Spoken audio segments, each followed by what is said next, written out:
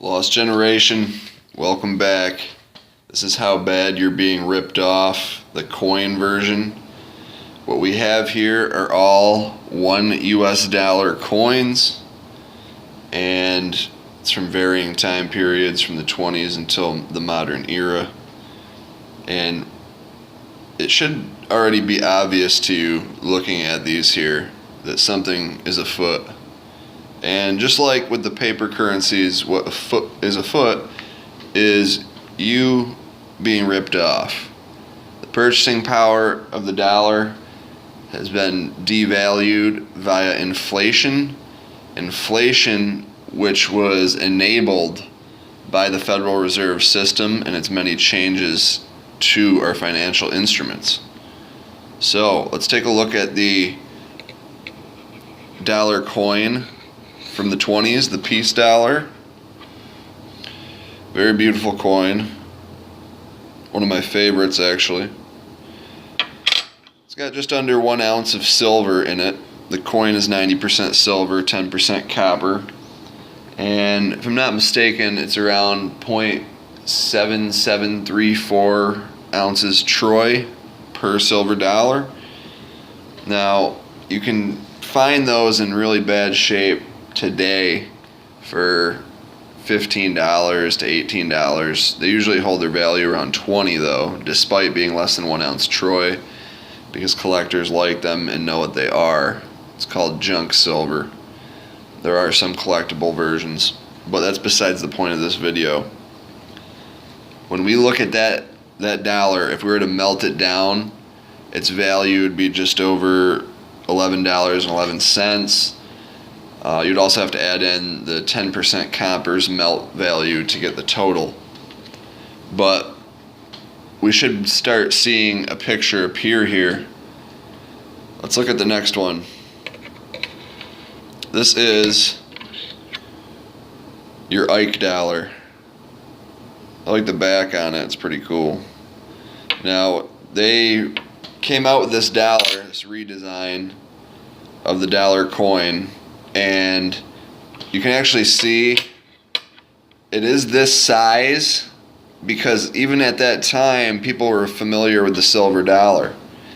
So they tried to duplicate the look and feel of the silver dollar, except for this is not silver.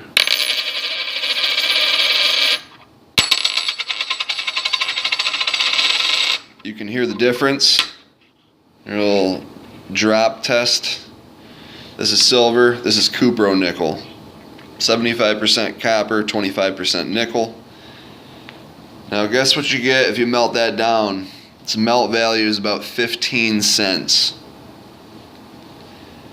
Susan B. Anthony. Late 70s, early 80s. Another redesign.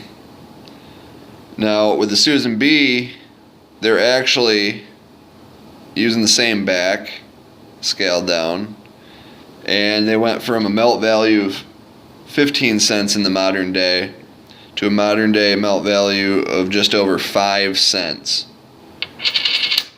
So if they were to make these today, it would cost a little over 5 cents for the raw materials and then whatever the cost of minting them is.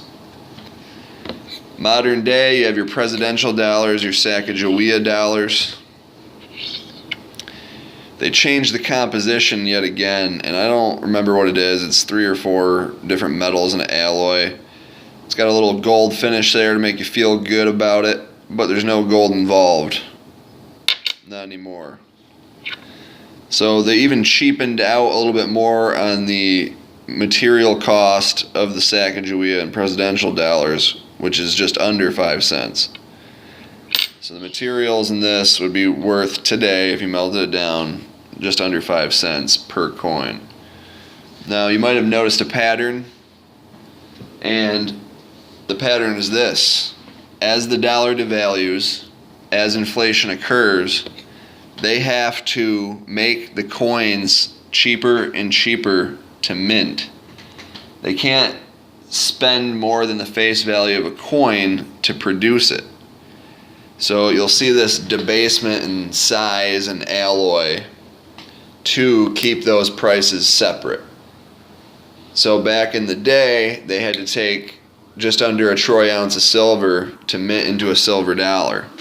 If they were to do that today, $1 would be worth about $14 to $15. Well, they can't have that. They can't lose $13 to $14 every time they mint one. So the composition and size had to change. And it's a progression. You can see how it's happened over time. They've just cheapened it all out. And it's not the method that they're screwing you. It's a symptom of the way you're being screwed. Devaluation has been allowed to run rampant ever since they got away from gold and silver and they instated the central bank system. And they're going to do this even more. So the big warning here is all these people that want cashless because it's so easy and convenient.